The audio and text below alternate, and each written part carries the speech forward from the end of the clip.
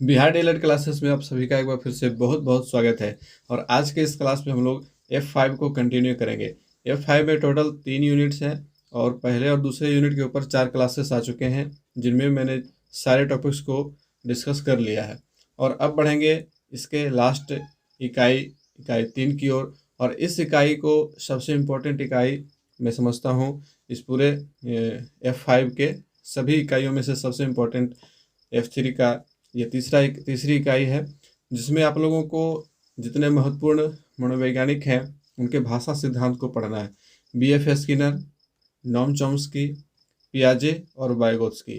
तो ये 4 मनोवैज्ञानिक जो हैं शिक्षाविद, जिन्होंने बहुत ही महत्वपूर्ण सिद्धांत दिए हैं।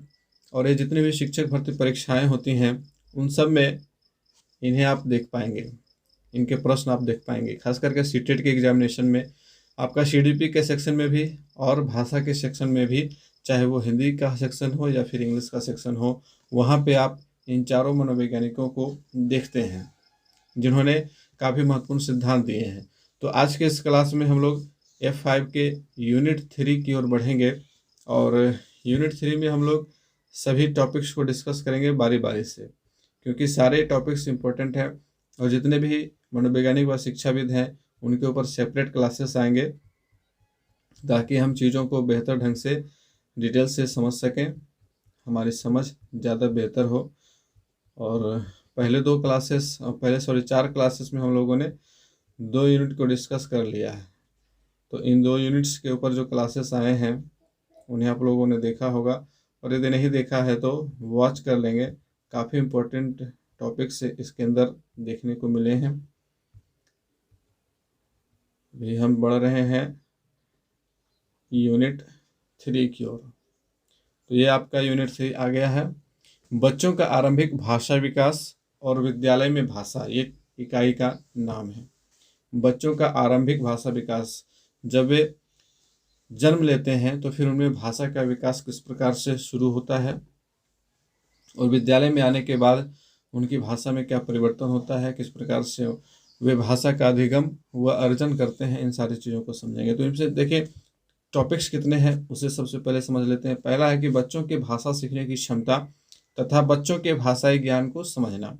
विद्यालय आने से पहले बच्चों की भाषाई पूंजी क्या होती है, विद्यालय आने तक की आयु जो है 6 वर्ष हो जाती है, और 6 वर्षों में उनका भाषा विकास किस प्रकार से होता है, इस चीज़ को समझना। और जो दूसरा है, ये सबसे ज़्यादा इम्पोर्टेंट है, बच्चे भाषा कैसे सीखते हैं, और इस संदर्भ में स्किनर, चॉम्स्की, वाइगोत्स्की और पियाजे ने क्या सिद्धांत दिए हैं, इनके सिद्धांतों को समझना। तो इन चारों शिक्षाविदों के ऊपर सेपरेट क्लासेस आएंगे, डिटेल से क्लासेस आएंगे। और बाकी के टॉपिक्स देख लें। भाषा अर्जन और भाषा अधिगम में अंतर क्या है, विद्यालय में भाषा सीखने सिखाने के उद्देश्यों की समझ। तो ये ज़्यादा इम्पोर्टेंट नहीं है, लेकिन सबसे ज़्यादा इम्पोर्टेंट टॉपिक जो है वो दूसरा है, बच्चे भाषा कैसे सीखते हैं। और इसके संदर्भ में इन सारे मनोवैज्ञानिकों के सिद्धांत जो काफ़ी अहम स्थान रखते हैं आपके डीएलएड के अंदर, आपके सीटेट के अंदर, आपके बीएड के अंदर, है ना। सभी शिक्षक प्रशिक्षण जितनी भी पढ़ाई होती है उन सब में आपको मिलेंगे ये चारों मनोवैज्ञानिक शिक्षाविद। और साथ ही जितनी भी शिक्षक भर्ती परीक्षाएं होती हैं। तो चलिए बढ़ेंगे पहले टॉपिक की ओर, बच्चों के भाषा सीखने की क्षमता तथा बच्चों के भाषाई ज्ञान को समझना। अब देखिए भाषा है क्या, तो भाषा के ऊपर हम लोगों ने पीछे बहुत सारा डिस्कशन किया है। भाषा एक जटिल व्यवस्था है जो केवल मनुष्यों में पाई जाती है ना। भाषा वैज्ञानिकों ने संकेत भाषा पढ़ाने का प्रयास किया, जैसे चिंपैंजी, डॉल्फिन, तोता, जो आपस में कुछ कम्युनिकेशन करते हैं और उनका कम्युनिकेशन पैटर्न कुछ ज़्यादा बेहतर है अन्य प्राणियों की तुलना में। तो भाषा के मनोवैज्ञानिकों ने चिंपैंजी, डॉल्फिन, तोता आदि प्रतीकों द्वारा उपयोग जो करते हैं वे उन्हें पढ़ना सिखाया, है ना। भाषा पढ़ाने का प्रयास किया, परंतु यह देखा गया कि वह संप्रेषण व्यवस्था जिससे अन्य पशु सीख सकते हैं की तुलना में मानवीय भाषा कहीं अधिक जटिल, सृजनात्मक तथा सहज है। इन जंतुओं के जो भाषा पैटर्न हैं वे काफ़ी सरल हैं। वे आपस में कम्युनिकेशन जब करते हैं तो लगभग एक सी ध्वनि निकालते हैं, अलग अलग ध्वनियाँ निकालने में ये सक्षम नहीं होते हैं। हालांकि ये जो चिंपैंजी, डॉल्फिन और तोता है ये अनुकरण करने में काफ़ी ज़्यादा माहिर होते हैं, और कुछ कुछ आदतों को अनुकरण करते हैं। लेकिन जहाँ तक भाषा की बात है तो उस संदर्भ में ये काफ़ी जटिल संरचना है और केवल मनुष्य के अंदर ही संप्रेषण की व्यवस्था पाई जाती है।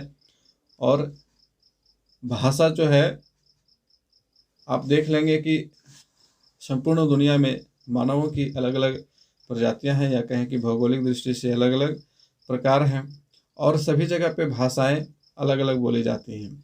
तो कहने का मतलब है कि भाषा मनुष्य की जन्मजात क्षमता है, और एक समाज में जिस प्रकार की भाषा का चलन हो जाता है, फिर वहाँ पे भाषा, जो बच्चे वहाँ जन्म लेते हैं वे उस भाषा को आसानी से अर्जित कर लेते हैं, है ना। अर्जित करने का मतलब उस परिवेश में बोली जाने वाली भाषा को वे स्वाभाविक रूप से सीख लेते हैं।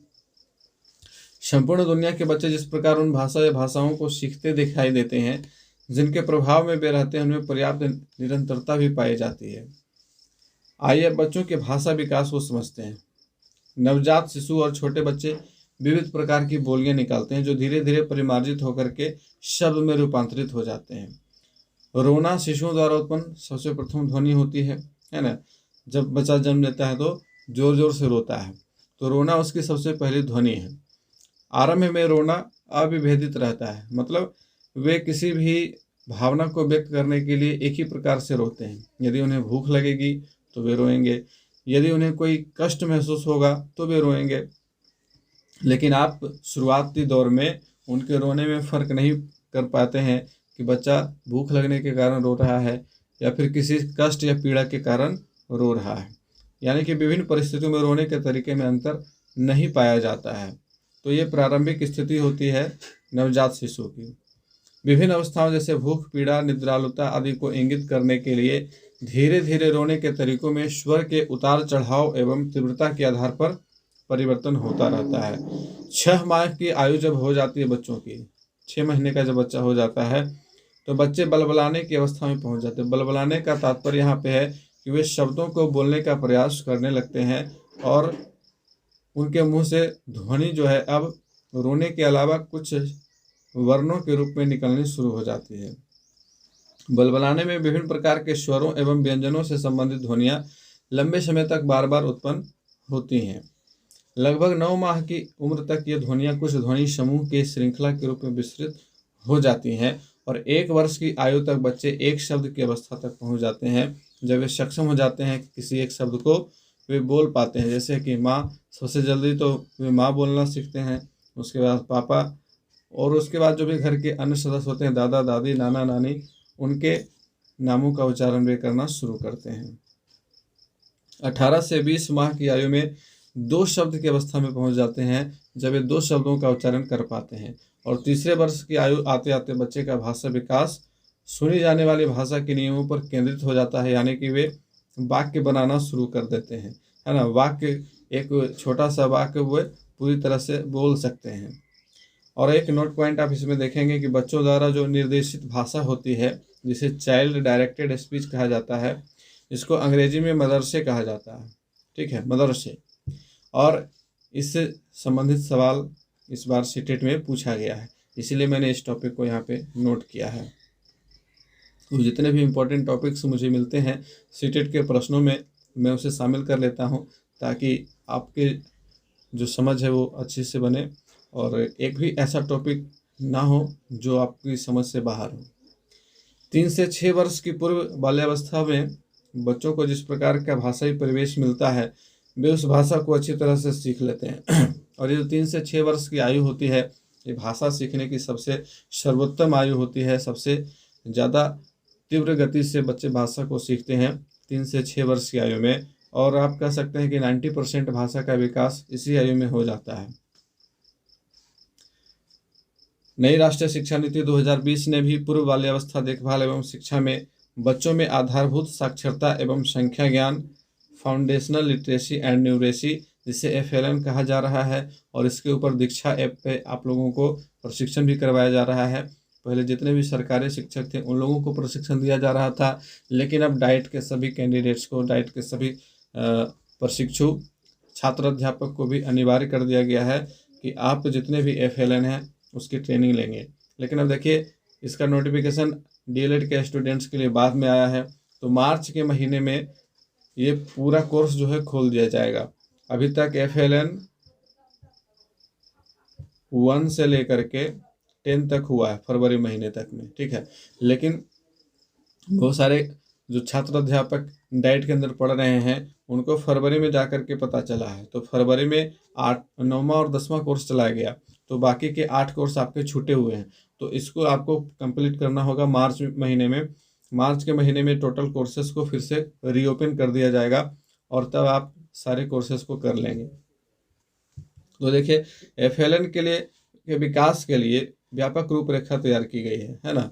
नई राष्ट्रीय शिक्षा नीति में इस पे काफ़ी फोकस किया गया है कि बच्चों में आधारभूत साक्षरता हो, वे अच्छे से भाषाई ज्ञान को समझ सकें, साथ ही साथ उनमें संख्यात्मक ज्ञान भी होनी जरूरी है, जिससे बच्चों का आरंभिक संख्या ज्ञान एवं भाषाई क्षमता का बेहतर विकास हो सके।